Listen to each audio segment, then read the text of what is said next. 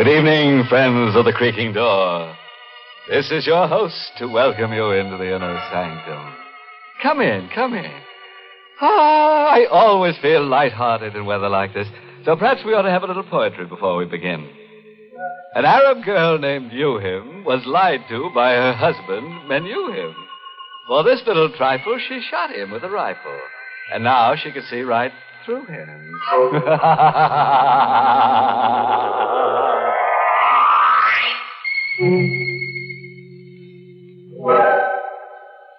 And now, if your scalpels are sharpened and ready, we will proceed with the business of the evening.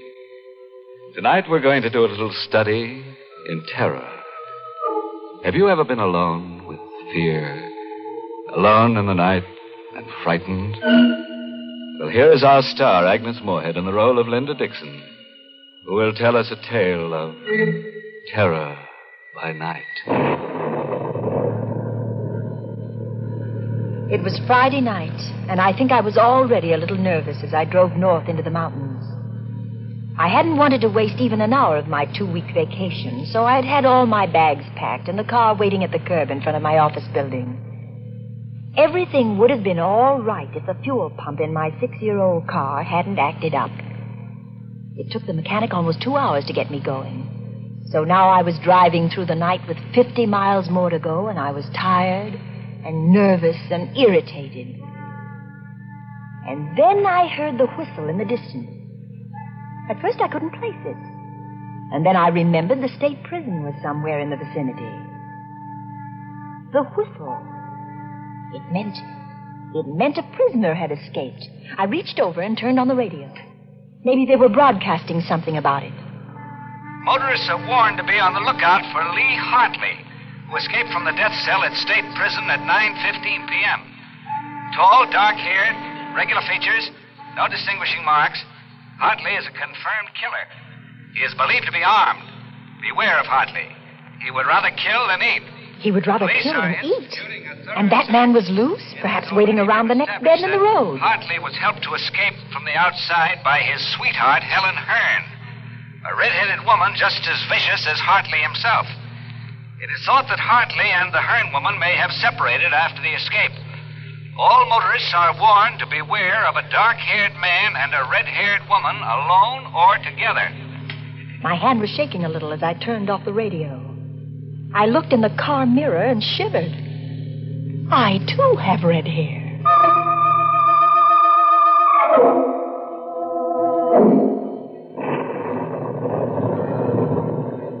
There was a storm coming on, and I was driving into it, and the night was black, and I felt small and lonely and frightened in the car.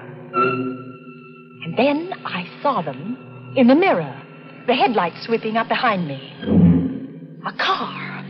It had come out of nowhere. It was pulling alongside, cutting me off. I cowered behind the wheel and watched the door of that other car open. A man stepped out. Oh, and I breathed a sigh of relief. It was a state trooper. You driving all alone, miss? Yes, officer. Sorry if I scared you. We're stopping all cars. Where are you headed for? Well, I'm going up to the lodge at Smuggler's Notch. That's near Mount Mansfield. You see, I started out late from the city, and I'm having motor trouble. Yeah, sure. Can I see your driver's license, please? My driver's license? Yes, of course. Here, I've got it somewhere in my purse. I seem to be all fingers. It's that escaped prisoner, Hartley. How'd you know about him? I heard the prison whistle, and then it came over the radio about Hartley and his red-haired girlfriend. Hey, you've got red hair, too. You don't think I'm that woman.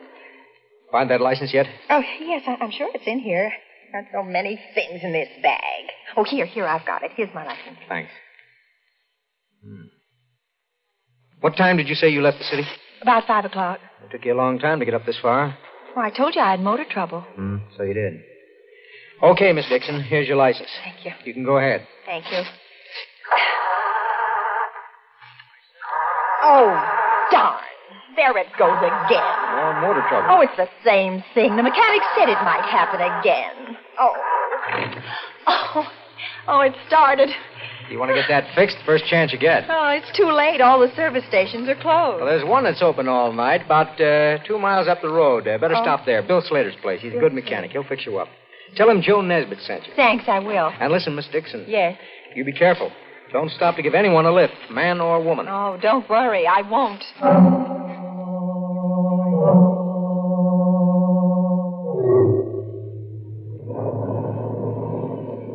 In a few minutes, I saw the lights of the station.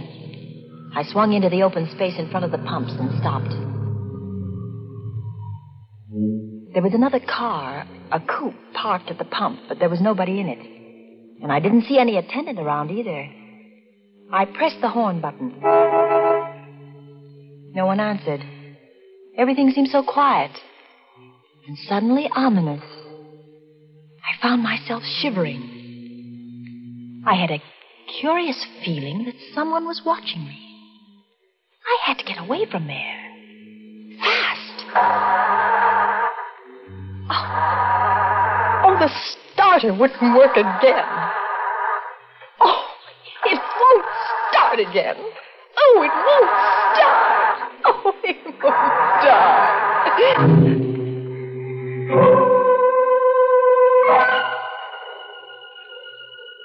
For a long time, I sat behind the wheel listening for the sound of footsteps stealing up behind the car. But there were none. Then I could bear it no longer. I had to get out of the car. I had to see what was in that office. I opened the door of the car and stepped down on the gravel.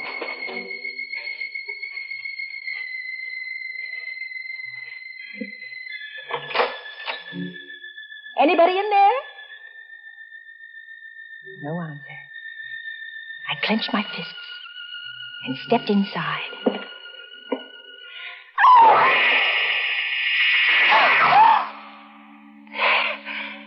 There on the floor at my feet lay the body of a man. His mechanic's jumper was stained red. And his throat was cut.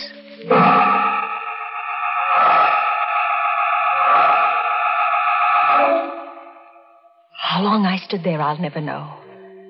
I was petrified.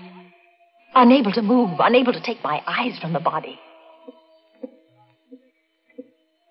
What's that? Someone coming downstairs. Hartley. It must be Hartley, the killer. He must have been hiding somewhere upstairs. I must get away. But how? My car won't run. That other car, the coupe. The coupe, I could jump into that, yes. Yes. Oh, if I can reach that coupe before he comes down. Anything wrong, sister? Oh, too late. Anything I can do for you, sister? Yes. Yes, it's my car. It won't start. I thought someone here might help me. Sorry.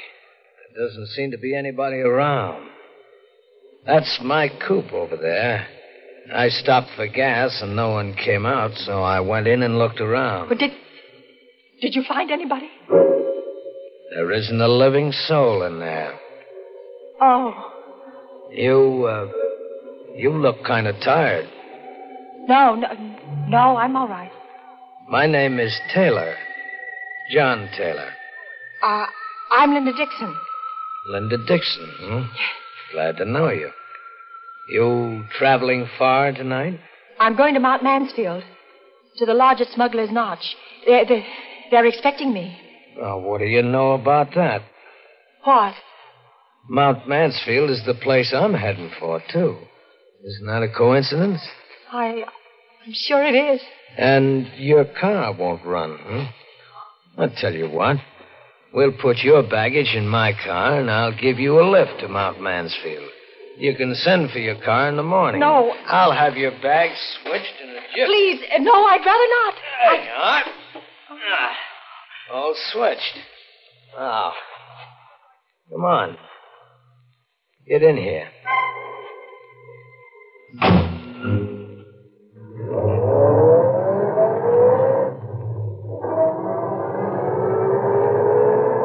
We drove away into the night, leaving behind us the dead man in the service station.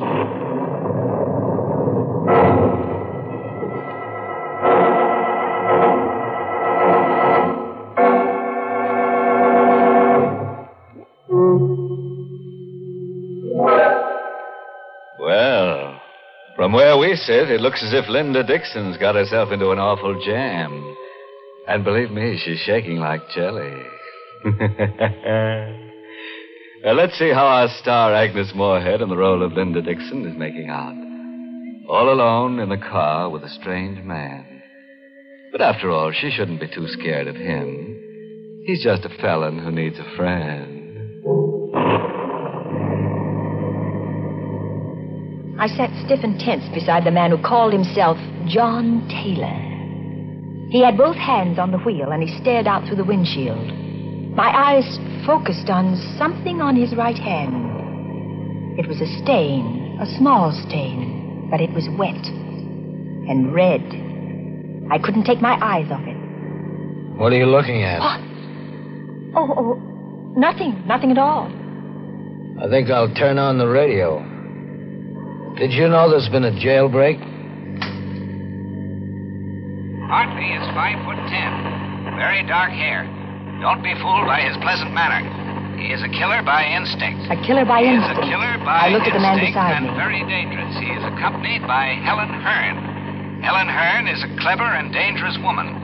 5'3", red hair, very pretty. I caught Taylor looking at me out of the corner of his eye. Just What are you as looking at? Hartley himself. At your hair. That the escape was It's red.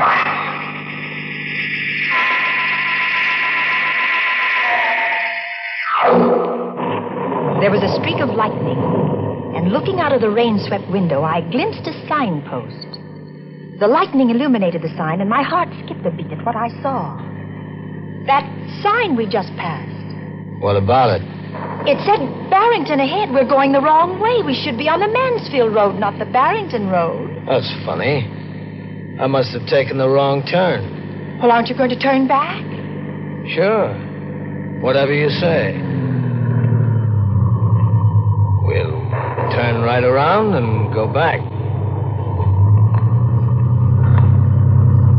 Oh, We're in the ditch. in the ditch. Oh.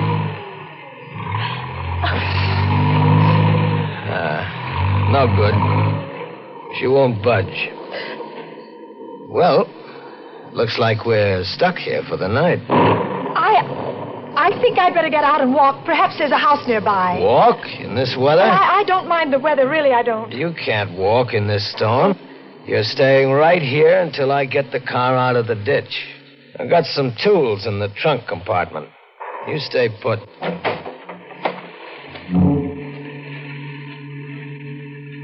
I heard him open the trunk in the back. I listened for further sounds, but there was nothing. I didn't hear him moving back there. I didn't hear any tools. I had to find out what he was doing. Slowly, carefully, I got my door open. I stepped out into the rain and sneaked back toward the rear. I saw him there, not moving, in front of the open trunk compartment, bending over with a flashlight in his hand. The ray of light was focused on something curled up inside. It wasn't baggage or tools. It was a woman's body. Just then he saw me. He snapped the flashlight off, but not before I caught a glimpse of red hair. Then I must have fainted.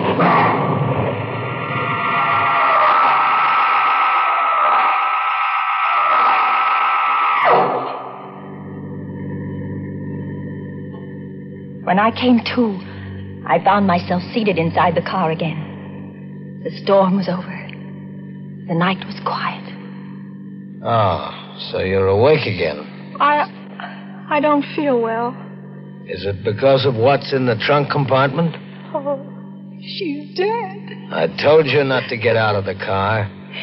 What are you going to do with me? What do you think? They say that when a person loses all hope, he subconsciously seeks refuge in sleep. That's what must have happened to me. I must have dozed, or perhaps I fainted, I don't know. But I awoke with a start at the sound of brakes. I sat up straight and saw that we had stopped in front of a small fieldstone house. Why are we stopping here? I'm out of gas. Oh. Come on. We're going in. The sign on the door said Roger Bryce, M.D., a doctor's house. I began to feel a spark of hope. There might be a chance. I'll do the talking. Is that clear? Yes. There's the bell. Oh. He must be awake. There's a light in the parlor. How do you do? Oh, good evening. Dr. Bryce? Yes. Can I help you? I'm terribly sorry to disturb you, Doctor, but my sister and I were heading for Mansfield, and we seem to have gotten lost. And we're out of gas. His sister. He was passing us off as brother and sister. Now I knew why he hadn't cut my throat as he had that service station man's. He was carrying me for protection. I was his passport through the police cordon. His sister. But I'm afraid I can't be of much help to you. I'm 7 miles from the nearest town, and I haven't any spare gasoline. But come in, won't you? Well, yes, thank you, we will. I wonder if I could offer you my hospitality for the night. Oh, that would be imposing. Not at all. I have 2 rooms that aren't being used. Well, really... Oh, come, I insist. I had hoped for a chance to talk to Dr. Bryce alone, just a word to warn him. But Taylor never left us alone for a minute. He insisted on coming into my room to make sure, he said, that it was comfortable enough for me. Then he took the doctor by the arm and went out with him. Good night, sis. And sweet dreams.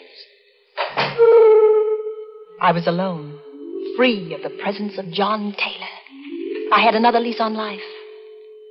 I lay down on the bed, but I didn't dare close my eyes. I waited, my heart pounding to give them both a chance to retire. And I slipped off my shoes and got off the bed in my stocking feet. I stole across the room and inched my door open. Slowly, carefully, I stepped out into the corridor and turned right toward the doctor's room. What's the matter, sister? Sleepwalking? You weren't thinking of going anywhere, sister, were you? I wanted a drink of water. A drink of water, huh? In case you didn't know it, there's a water pitcher on your dresser. Oh, well, I didn't see it. Good night, sister. I turned around and went back into my room. It was no use. I lay down on the bed. How long I lay there, I don't know. Perhaps I slept, perhaps not, but I heard that slight creak as my door began to inch open. The blood chilled in my veins. Vaguely, I saw the outline of the hand and the knife it held. I wanted to scream, but I couldn't. Slowly, he came toward the bed. Now he stands over me. He raises a knife. I screamed and rolled over on the bed just as the knife slashed down. I rolled off the bed and cowered in a corner. That horrible figure came around the bed after me with a knife upraised. Help! Dr. Bryce! Help me! Help me! While I cowered there in the corner, they fought all over the room in the dark. I had no strength to move, to think, not even to hope. All the life seemed to have gone dead in my veins. And then it was over. But who? Who had won? In the dark, I strained my eyes to see. Doctor? Dr. Bryce? Is that you? No, Linda. It isn't Dr. Bryce. It's I. John Taylor. It was John Taylor standing there at the light switch. And on the floor lay Dr. Bryce, unconscious, with a long gash in his head. I had to hit him with a water pitcher. My eyes swung back to Dr. Bryce, and I saw the knife still gripped in his right hand. That's Hartley, Linda. What? Lee Hartley, the killer.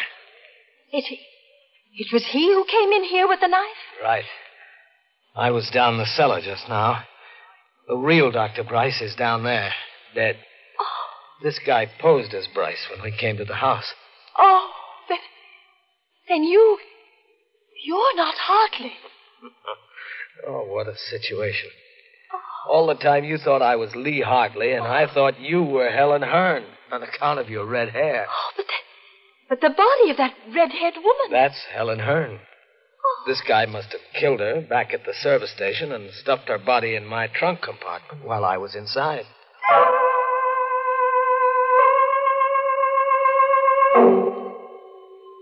That all happened last summer. In time, I think I'll manage to forget that night of terror. But it won't be soon. Sometimes in the night, I dream that I see that awful figure with the knife poised above my throat. And I wake up screaming. But then John takes me in his arms and holds me tight and tells me that everything is all right. You see, I'm Mrs. John Taylor now.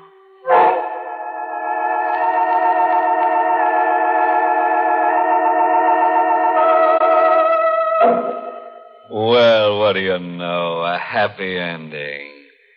As for Mr. Hartley, that pleasant killer, he got what he deserved. Some people never know when they're well off. He should have stayed in jail, where they never raise your rent, where they make no charge for meals or for electric current. You see, when you're in jail, everything is free, except you.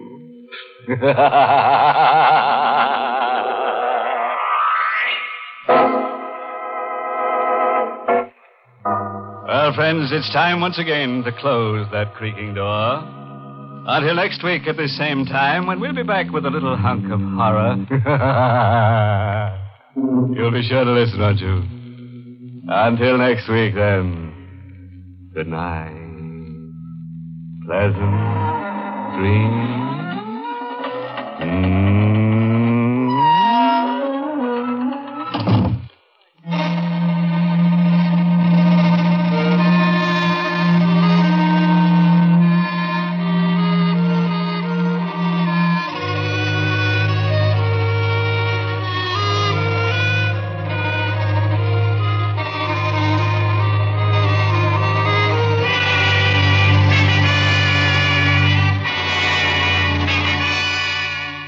Inner Sanctum has come to you through the worldwide facilities of the United States Armed Forces Radio and Television Service.